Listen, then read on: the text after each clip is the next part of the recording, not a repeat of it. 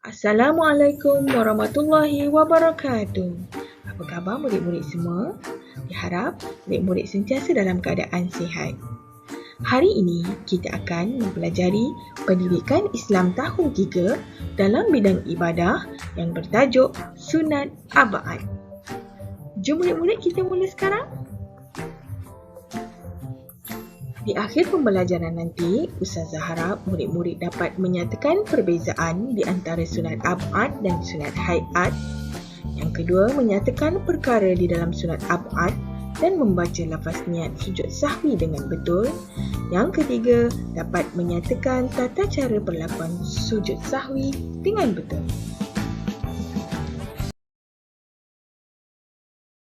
Apakah ia sunat ab'ad? Sunat ab'ad ialah amalan sunat yang amat dituntut. Sunat ab'ad ialah amalan sunat yang amat dituntut. Jika ditinggalkan, ianya perlu diganti dengan sujud sahwi. Sunat ab'ad ialah amalan sunat yang amat dituntut. Jika ditinggalkan, ianya hendaklah diganti dengan sujud sahwi. Sunat hayat ialah amalan sunat yang dituntut. Amalan sunat yang dituntut. Jika ditinggalkan, tidak perlu diganti dengan sujud sahwi. Sunat hayat ialah amalan sunat yang dituntut. Jika ditinggalkan, tidak perlu diganti dengan sujud sahwi. Mari kita lihat apa perbezaan di antara sunat ab'ad dan sunat hayat. Ya, sunat ab'ad adalah sunat yang amat dituntut. Baiklah, jika tertinggal dalam solat, perlakuan tersebut tertinggal dalam solat, kita hendaklah gantikannya dengan sujud sahwi.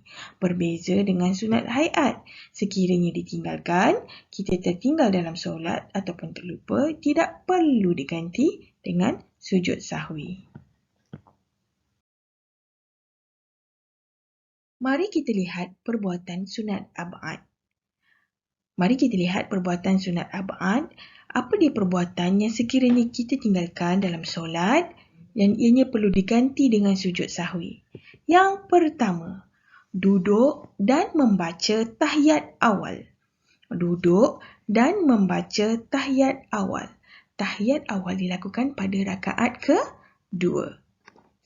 Yang kedua, membaca selawat ke atas Nabi SAW, membaca selawat ke atas Nabi Muhammad SAW dalam tahiyat awal, iaitu Allahumma salli ala Muhammad. Allahumma salli ala Muhammad.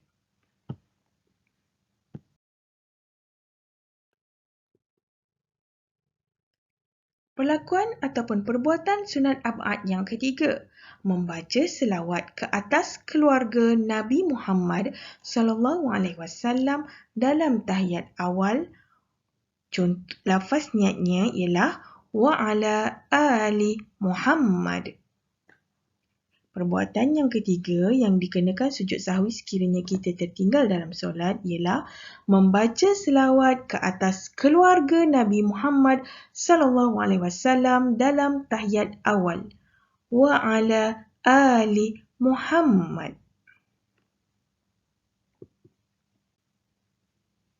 Perbuatan yang keempat ialah membaca doa kunut pada solat subuh. Ya, membaca doa kunut pada solat subuh jika tertinggal, kita dikendaki buat sujud sahwi.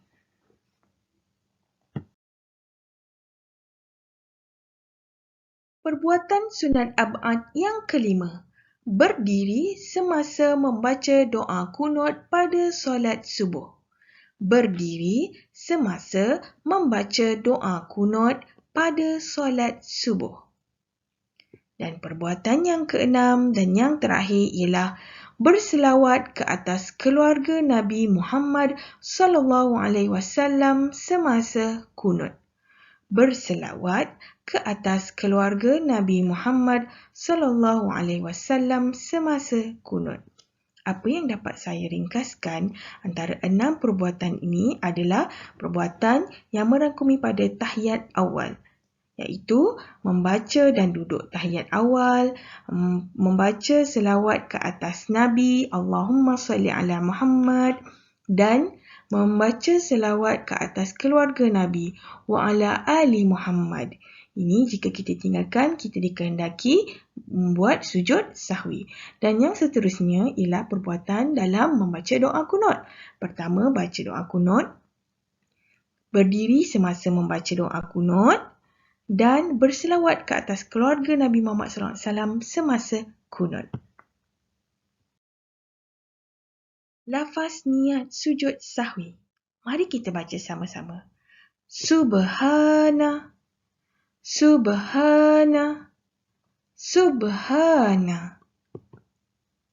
Man la yanamu, Man la yanamu, Man la yanamu.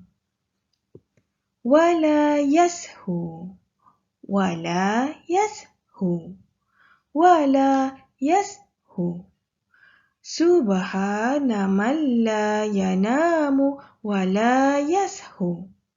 Subhana man la yanamu wala yashu. Subhana man la yanamu wala yashu.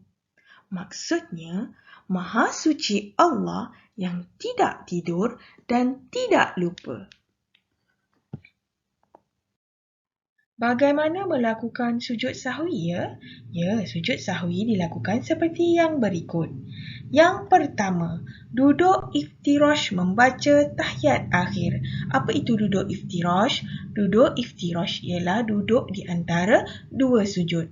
Semasa membaca tahiyat akhir, kita dikehendaki duduk di antara dua sujud. Kemudian, disertai dengan sujud yang pertama. Sujud sahwi dilakukan sebanyak 2 kali.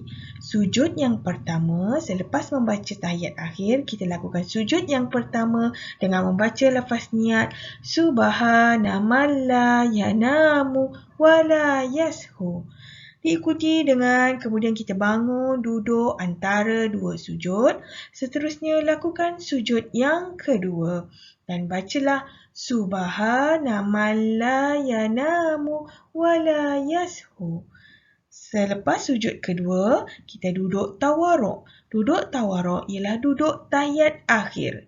Selepas duduk tahiyat akhir, kita boleh memberi salam yang pertama iaitu di sebelah kanan dan diikuti salam di sebelah kiri. Mari kita lihat tata cara ataupun tutorial sujud sahwi. Sujud sahwi adalah sujud yang dilakukan sebanyak 2 kali setelah selesai bacaan tahiyat akhir dan sebelum salam. Hukum sujud sahwi adalah sunat. Teruskan solat seperti biasa sehingga tahiyat akhir. Selesaikan bacaan tahiyat akhir.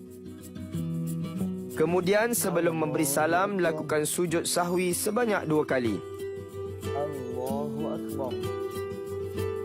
Bacaan dalam sujud adalah Subhana man la yanamu wa la yashu, yang bermaksud Maha Suci Tuhan yang tidak tidur dan tidak lupa. Selesai sujud sahwi, berilah salam seperti biasa. Assalamualaikum warahmatullahi. Kita telah tiba di segmen kuis. Jom kita jawab soalan kuis. Kita lihat soalan yang pertama. Pilih jawapan bagi perbuatan sunat ab'ad. Kita kena pilih jawapan bagi sunat ab'ad. Memberi salam, saya tak ada sebut. Mengangkat tangan ketika takbiratul ihram, saya tak ada sebut juga. Membaca doa kunut pada solat subuh, saya ada cerita tentang doa kunut kan tadi? Okey, kita tanda. Kemudian duduk dan membaca tahiyat awal. Ya, saya ada cerita tentang tahiyat awal juga tadi. Okey. Dan seterusnya membaca selawat ke atas Nabi SAW dalam tahiyat awal. Masih lagi tahiyat awal. Mari kita lihat jawapannya betul atau salah. betul. Alhamdulillah. Soalan seterusnya ialah membaca selawat ke atas keluarga Nabi Muhammad SAW dalam tahiyat akhir. Adakah ia sunat haiat ataupun sunat ab'ad? Membaca selawat dalam tahiyat akhir. Sunat apa ya?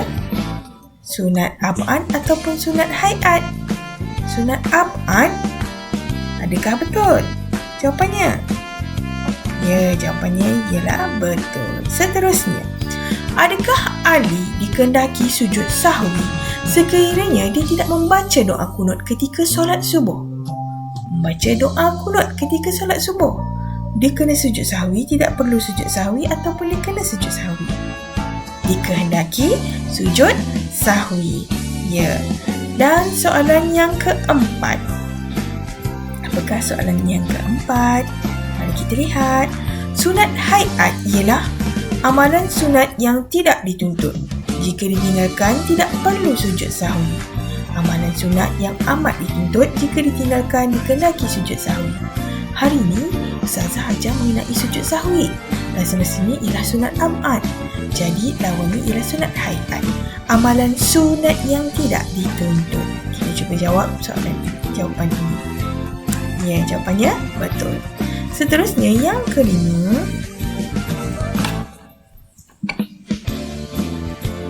Apakah soalan yang kelima? Mari kita lihat. Ahmad tidak melihat tempat sujud ketika solat. Dia dikehendaki sujud sahwi. Betul ke salah? Saya ada cerita tentang tempat sujud ketika solat. Hari ini kita belajar mengenai lebih kepada tahiyat awal, selawat dan doa kunut. Jadi melihat tempat sujud adalah salah. Soalan yang terakhir. Apa dia soalan yang terakhir ya? Apakah masuk sunat ab'ad? Senang sangat. Ia adalah amalan sunat yang amat dituntut. Yang sini dia kata amalan sunat yang amat dituntut. Yang ini dituntut saja. Jadi jawapannya ialah biru. Betul atau salah? Betul. Alhamdulillah. Kita telah menjawab kesemua soalan kuis. Tugasan murid-murid pada minggu ini ialah sila lihat buku aktiviti muka surat 90 dan 91. Sila lihat buku aktiviti muka surat 90 dan 91. Apa yang anda perlu buat ialah muka surat 90, lengkapkan pengertian sunat ab'ad dan sunat haiat. Pilih jawapan yang disediakan. Muka surat 91, anda dikehendaki menulis perkara sunat ab'ad berdasarkan gambar yang telah diberikan. Tulis semula perkara sunat ab'ad berdasarkan gambar yang telah diberikan. Anda boleh rujuk buku teks muka surat 94. Jangan lupa ya murid-murid, tulis hari dan tarikh di kedua-dua muka surat. Tulis hari dan tarikh di kedua-dua muka surat seperti yang anda lihat di skrin anda. Dengan tugasan yang diberikan itu tadi, maka berakhirlah kita punya sesi pembelajaran pada hari ini. Sekian murid-murid, kita berjumpa lagi di pembelajaran yang akan datang, iaitu sunat haiat. Sekian, wabillahi taufiq wal hidayah. Wassalamualaikum warahmatullahi wabarakatuh. #anda buat, anda dapat.